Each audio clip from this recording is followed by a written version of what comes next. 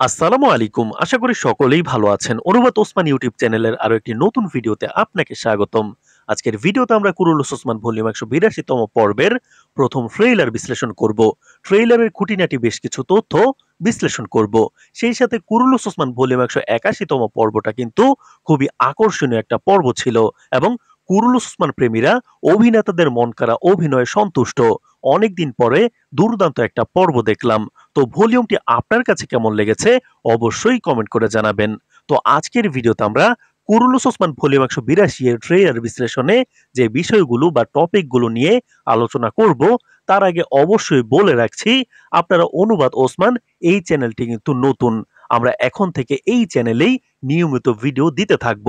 সুতরাং সাবস্ক্রাইব করে রাখতে হবে, না হলে আপডেটগুলো পাবেন না। সুতরাং এখনই সাবস্ক্রাইব করে ভিডিও দেখা শুরু করুন। তো আজকের ভিডিওতে আমরা আলোচনা করব বালা হাতুনকে কিভাবে ওসমান বে রক্ষা করবেন, কি পরিকল্পনা করছেন ওসমান বে, আর হালিমা ওসমান বেকে সাহায্য করবে নাকি এটা একটা ফাঁদ হবে সেই বিষয়ে আমরা আলোচনা করব। সেই সাথে বেগম হাতুনের পরিণতি, ইলবের পরিণতি কি হবে সেই বিষয়গুলো নিয়ে আমরা আজকের ভিডিওতে আলোচনা করব। সুতরাং ভিডিওটি শেষ পর্যন্ত দেখতে থাকুন। আবারও বলছি, আমাদের পরবর্তী সকল আপডেট ভিডিও, বিশ্লেষণ ভিডিও এই অনুবাদ ওসমান চ্যানেলেই আপলোড করা হবে। সুতরাং সাবস্ক্রাইব করে রাখুন। তো শুরুতে আমরা বালা হাতুনের বিষয়টি নিয়ে আলোচনা করব। আমরা গত ভলিউমে দেখেছি সোফিয়া বালা হাতুনকে বাঁচিয়ে বাইজেন্টাইন দুর্গে তাকে বন্দী করে রেখেছে। সেইখান থেকে কিভাবে ওসমান বে রক্ষা করবেন এবং ওসমান বে রক্ষা করতে পারবেন কিনা, কি পরিকল্পনা করবেন ওসমান বে, সেই বিষয়গুলোর উত্তর জানার চেষ্টা করি চলুন। তো দর্শক, আমরা কুরুলুস ওসমান ১৮২ পর্বের প্রথম ট্রেইলারে দেখতে পেয়েছি হালিমা হাতুন এসে বলতেছে বালা হাতুন জীবিত বেম। যখনই হালিমা হাতুন ওসমান বেকে এসে এই খবর দিলেন এবং বালা হাতুন আকিসার দুর্গে বন্দী আছেন, তখনই ওসমান বে অন্য ধরনের চিন্তা ভাবনা না করেই তিনি তার বিশাল সৈন্যবাহিনী নিয়ে আকিসার দুর্গে ওসমান বে হামলা চালিয়েছেন। আমরা গত পর্বে দেখেছি বালা হাতুনের মৃত্যুর পর ওসমান বে কতটা রাগান্বিত ছিল কাফেরদের প্রতি।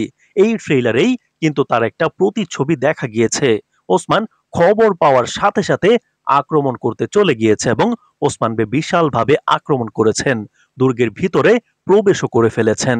তাহলে কি আখিসার দুর্গ থেকে সহজেই বালা হাতুনকে উদ্ধার করে ফেলবেন কিনা ওসমান বে, সেই প্রশ্ন আসতেই পারে।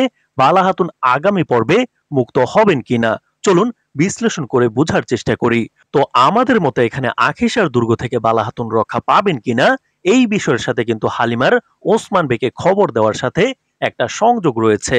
আমরা আজকে দুটি বিষয় ভিন্নভাবে বিশ্লেষণ করব।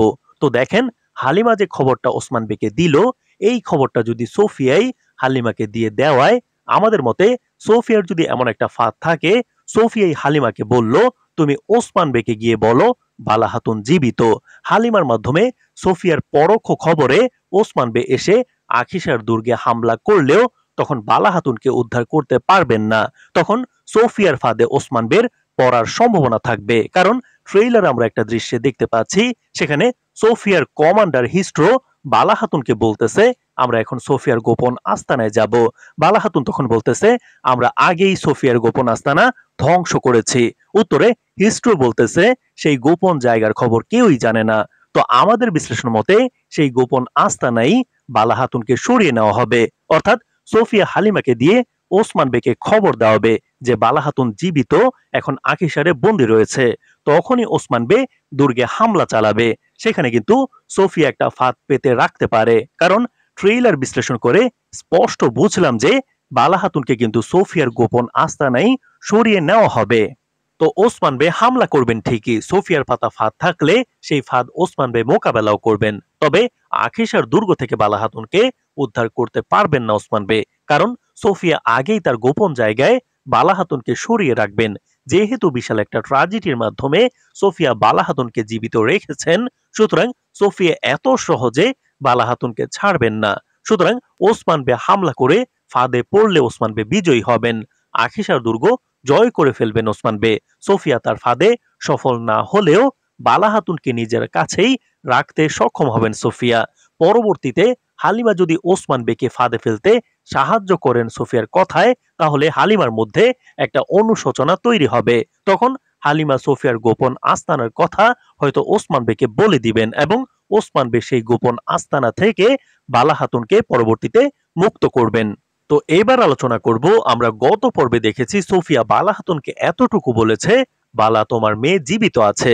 তো পরের পর্বে আমরা দেখব সোফিয়া বালা হাতুনকে বলবে তোমার মেয়ে পয়না নামে আমার মেয়ে হয়ে জীবিত আছে। বালা হাতুন কিন্তু জানে না পয়নাটা আসলে কে। পয়নাকে কিন্তু বালা হাতুন মরিয়ম নামে চিনে। বালা হাতুন এখন পর্যন্ত নিশ্চিত নয় আসলে তার মেয়েটাকে, মরিয়মে যে তার মেয়ে এটা বালা হাতুন জানেন না।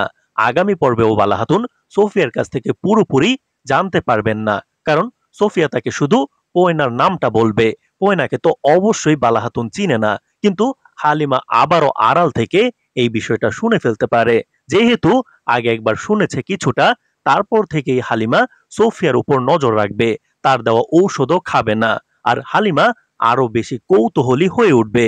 তো তখন হালিমা জেনে ফেলবে বালা হাতুনই তার আসল মা। তবে হালিমা জানার পরেও প্রকাশ করবে না, তিনি ধীরে ধীরে সত্যটাকে মেনে নেওয়ার চেষ্টা করবেন এবং ধীরে ধীরে প্রকাশ করবেন। আমাদের বিশ্লেষণ মতে পরবর্তীতে এই হালিমাই সোফিয়ার বিরুদ্ধে দাঁড়াবে। তবে এখন পর্যন্ত হালিমা হাতুন আগামী পর্বে মনে হচ্ছে তিনি সোফিয়ার কথাই শুনবেন, তবে ধীরে ধীরে সত্যটা নিজের ভিতর প্রতিষ্ঠিত করবেন। তবে আমাদের মতে হালিমাকে দিয়েই সোফিয়া ওসমান বেকে ফাঁদে ফেলার বিষয়টা হবার সম্ভাবনা প্রবল। কারণ সোফিয়াকে আমরা বলতে দেখেছি বালা হাতুন যে তার কাছে বন্দী আছেন এই খবরটা ওসমান বের কাছে তিনি পৌঁছাবেন, আর এই পৌঁছানোর মাধ্যমটা হবে হালিমা। এবং আগামী পর্বে না হলেও পরের পর্বে বালা হাতুনও জানতে পারবেন এটাই তার মেয়ে। হালিমাও তার ভুলগুলো বুঝতে পারবে এবং মা মেয়ের মিলনের কাঙ্ক্ষিত সেই দৃশ্য আমরা দেখতে পাবো।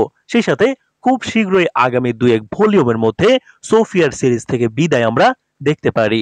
নতুন বাইজেন্টাইন কমান্ডারের আগমনও ঘটতে পারে।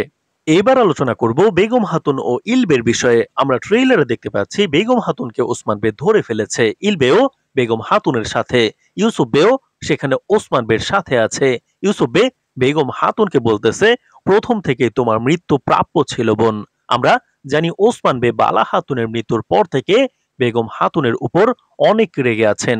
হালিমা ওসমান বেকে খবর দেওয়ার আগেই এই ঘটনাটা ঘটবে। ভলিউম 182 এর শুরুর দিকেই এই দৃশ্যটা থাকবে। সুতরাং ওসমান বের রাগের বহির প্রকাশেই বেগম হাতুনকে ফাঁদে ফেলে আটকাবেন ওসমান বে। আমরা দেখলাম বেগম হাতুন মঙ্গল নৌকারদের সাহায্যে প্রতিরোধ গড়ার চেষ্টা করবেন। তবে আমাদের বিশ্লেষণ মতে খুব শীঘ্রই ইলবে এবং বেগম হাতুন দুজনই সিরিজ থেকে বিদায় নেবেন, কারণ অনেকগুলো প্রিয় চরিত্র সিরিজ থেকে বিদায় নিয়েছে। আমরা গত পর্বে প্রিয় সারোজাবের মৃত্যু দেখেছি, ভিলেনের দিক থেকে এক লুকাস ছাড়া কারোর মৃত্যু এখন পর্যন্ত দেখানো হয়নি। সুতরাং এই দুজন সিরিজ থেকে বিদায় নেবেন বলে মনে হচ্ছে। আগামী পর্বেই সেটা হতে পারে, তারা এখানে ওসমান বের হাতে ধরা পড়বে। তারা ওসমান বের সাথে নৌকারদের দিয়ে প্রতিরোধ করতে পারবে না, ফলে ওসমান বের হাতে মৃত্যু হয়ে বিদায় নিবে দুজনেই, এমনটাই আমাদের বিশ্লেষণ বলছে। দ্বিতীয় ট্রেইলার আসলে এই বিষয়গুলো আরো ক্লিয়ার হবে। দ্বিতীয় ট্রেইলার বিশ্লেষণ ভিডিও আমরা আমাদের এই নতুন চ্যানেল অনুবাদ ওসমান চ্যানেলেই ভিডিও দিব, সুতরাং অবশ্যই সাবস্ক্রাইব করে রাখতে হবে পরবর্তী সকল আপডেট পেতে। আর দর্শক, কুরুলুস ওসমানের গত ভলিউমে সারোজাবের মৃত্যুটা কতটা ব্যথা দিয়েছে আপনার মনে, এবং বালা হাতুনের মৃত্যুকে ঘিরে প্রতিটি চরিত্রের নিখুঁত অভিনয় চোখে পানি এনেছে কুরুলুস ওসমান প্রেমীদের। তাদের অভিনয় কেমন ছিল, আপনার কাছে কেমন লেগেছে কমেন্ট করে জানাবেন। আজ এই পর্যন্তই, ধন্যবাদ।